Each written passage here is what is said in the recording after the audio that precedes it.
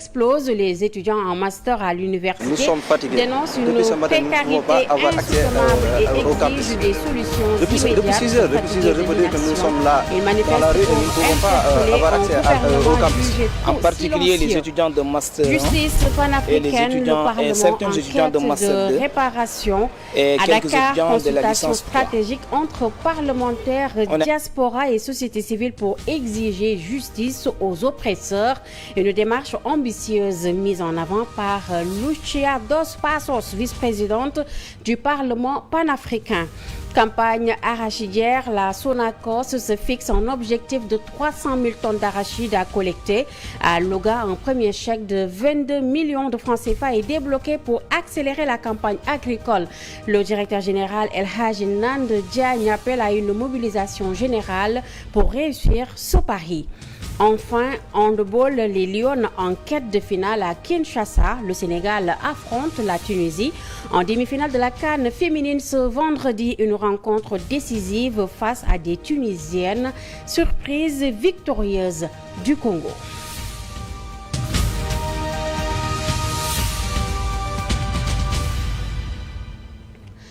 Mesdames, Messieurs, bonsoir, bienvenue dans cette édition. Université Cheikh Anta Diop de Dakar, colère des étudiants en master. Ils dénoncent le paiement de leur bourse depuis 14 mois. Fatigués, ils sont descendus dans la rue pour exprimer leur courroux et exiger des autorités une régularisation immédiate de la situation. Ces étudiants qui disent vivre une véritable précarité interpellent directement le gouvernement sur son manque de réactivité. Des propos recueillis par Moussa Mané et Papis Dem. Nous sommes fatigués. Depuis ce matin, nous ne pouvons pas avoir accès au campus. Depuis 6 heures, je peux dire que nous sommes là dans la rue et nous ne pouvons pas avoir accès au campus. En particulier les étudiants de Master 1 et certains étudiants de Master 2 et quelques étudiants de la licence 3. On a eu à remarquer qu'il y a certains de ces étudiants qui n'ont pas reçu leur bourse il y a de cela 14 mois.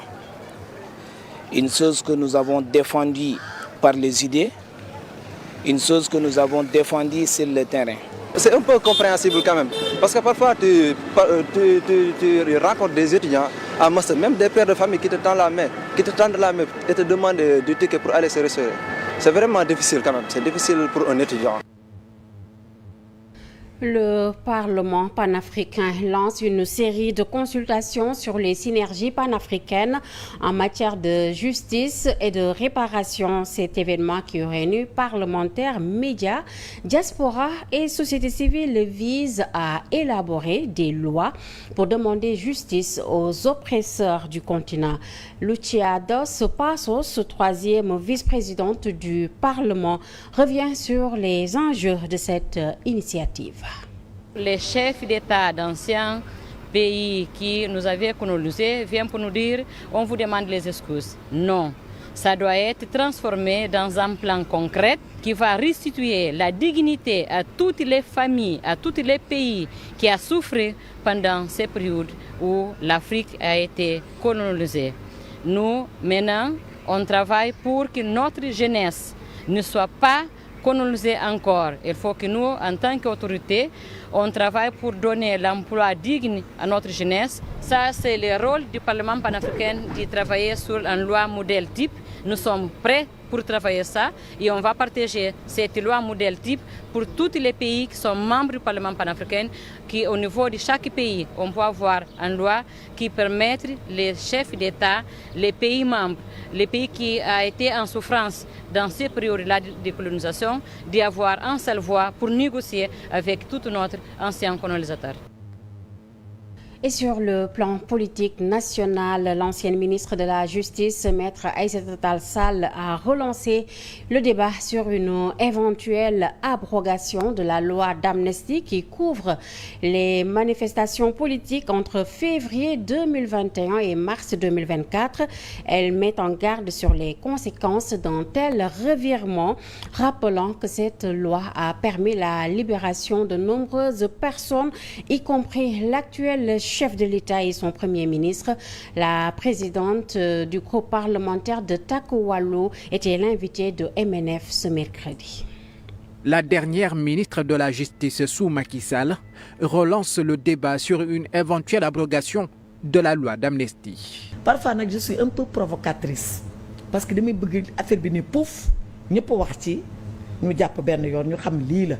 Depuis leur arrivée au pouvoir, les nouvelles autorités, au premier rang desquelles le chef du gouvernement, n'ont de cesse de parler de l'abrogation de cette loi votée en mars 2024. Avec sa majorité à l'Assemblée, le nouveau régime peut bel et bien abroger ce texte, mais l'ancienne garde des Sceaux alerte sur les conséquences. Si cette loi est abrogée, on ne pourra pas ne pas révoquer les droits de ceux qui en ont bénéficié. C'est pourquoi je dis qu'il y a des droits acquis et il y a la non-rétroactivité de la loi pénale, sauf si elle est plus douce. Ce sont des principes universels. Ce débat a soulevé une autre polémique sur les droits acquis. La présidente du groupe parlementaire Takou Alou précise et donne un cours de droit à ses détracteurs. Mon confrère Bamba Cissé m'a répondu sur ça, disant que le droit acquis, c'est le droit administratif. Ça, c'est un cours de deuxième année de droit. Mais les droits acquis, c'est tout droit que tu acquiers par une loi, par un règlement, par un acte. Même s'il est de droit privé et qu'on ne peut pas te retirer, c'est ça les droits acquis. Et en toute matière, pas seulement en matière administrative. Mais si tu t'arrêtes en deuxième année, tu ne pourras pas le savoir. Aïssata Tall Sall dénonce aussi les attaques contre l'ancien régime sur les violentes manifestations survenues au Sénégal entre 2021 et 2023. Il ne faut pas qu'ils pensent que nous avons une amnistie, qu'on est des criminels, buveurs de sang, donc ça ne nous fait rien. Mais ils croient que ça ne nous fait pas mal. Mais bien sûr que ça nous a fait mal, que ça nous a fait très mal. Il est arrivé des nuits où on ne dormait pas. Ce n'est pas la première fois que l'abrogation d'une loi d'amnistie suscite autant de débats au Sénégal. D'autres, comme celle relative à l'assassinat de Maître Babacar Seye, avaient aussi fait polémique. Djibril Diallo, cette position de l'ancienne garde des Sceaux n'est pas partagée par Aminata Touré, également ancienne ministre de la Justice, qui appelle, elle, à l'abrogation de cette loi controversée. Dans un entretien accordé à Jeune Afrique, elle demande en outre l'ouverture d'une enquête sur les tragiques événements qui ont secoué le pays entre 2021 et 2023. Économie, la Banque mondiale a récemment publié un rapport inquiétant sur l'endettement du Sénégal avec une dette de 40 milliards de dollars représentant 133% du revenu national brut. Le pays est désormais le plus endetté du continent. La majorité de cette dette est détenue par les banques multilatérales de développement, ce qui suscite de vives inquiétudes parmi les économistes. La dernière édition du rapport sur la dette internationale de la Banque mondiale fait état du niveau alarmant de l'argent emprunté par certains pays à des institutions étrangères, des gouvernements ou même des banques internationales. Selon le rapport 2023 de la Banque mondiale, les pays en développement ont déboursé un montant record de 1400 milliards de dollars au titre du service de leur dette extérieure. En Afrique, la situation est très contrastée. Selon le rapport annuel, beaucoup de pays de l'Afrique subsaharienne ont vu leur dette augmenter ces dernières années. En fin 2023, dans cette partie du continent, le stock de dette s'est élevé à 864 milliards de dollars, un chiffre en hausse de 2,7% par rapport à 2022 et même de plus de 250% par rapport à 2010. Le Sénégal est le pays le plus endetté du continent, avec un stock de dette de 40 milliards de dollars, soit 133% de son revenu national brut. Selon le document, cette dette contractée par le Sénégal est détenue majoritairement par les banques multilatérales de développement, comme la Banque mondiale, le FMI et la Banque africaine de développement. Puis, par les créanciers privés, vient ensuite la Chine et la France.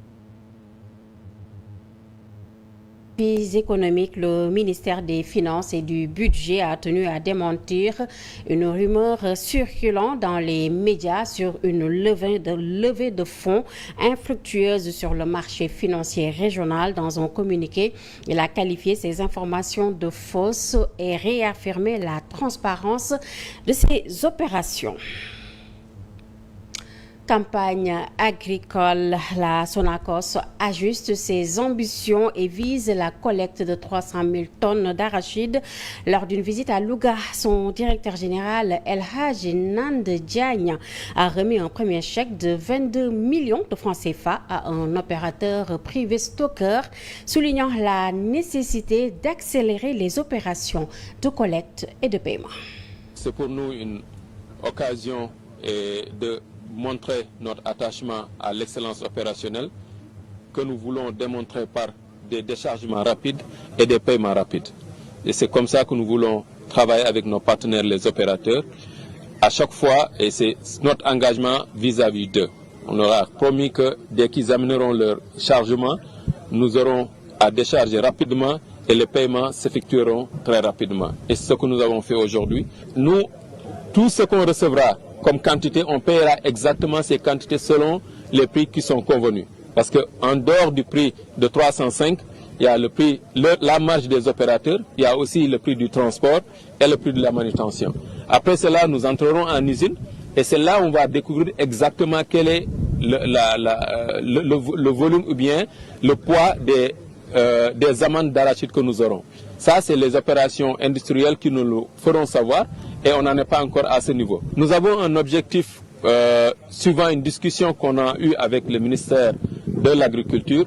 Pour la Sonacos, nous avons pris un quota de 300 000 tonnes pour l'année en cours. Et ces 300 000 tonnes, avec l'appui de nos partenaires opérateurs, nous passons bien l'atteindre. Et sur l'international, la France traverse une crise politique majeure après le vote d'une motion de censure qui a entraîné la chute du gouvernement de Michel Barnier. Déplorant donc la censure de Barnier par un front anti-républicain composé de l'extrême gauche et de l'extrême droite, le président français, lors de l'allocution donnée ce jeudi soir, assuré qu'il va exercer son mandat jusqu'à son terme. Le Premier ministre lui a remis la démission de son gouvernement. Plutôt donc, Emmanuel Macron a assuré qu'il nommerait un nouveau Premier ministre dans les quelques jours à venir. En sport, pour conclure, la Coupe d'Afrique des Nations de handball féminin se poursuit à Kinshasa. En demi-finale, le Sénégal va affronter la Tunisie tandis que l'Angola va défier l'Égypte. Les Lions, déterminés à atteindre la finale, affrontent une équipe tunisienne qui a créé la surprise en éliminant le Congo. Les matchs vont se jouer ce vendredi. C'est la fin de cette édition. Merci à vous tous de votre attention. Bonne suite des programmes sur la 7TV. Au revoir.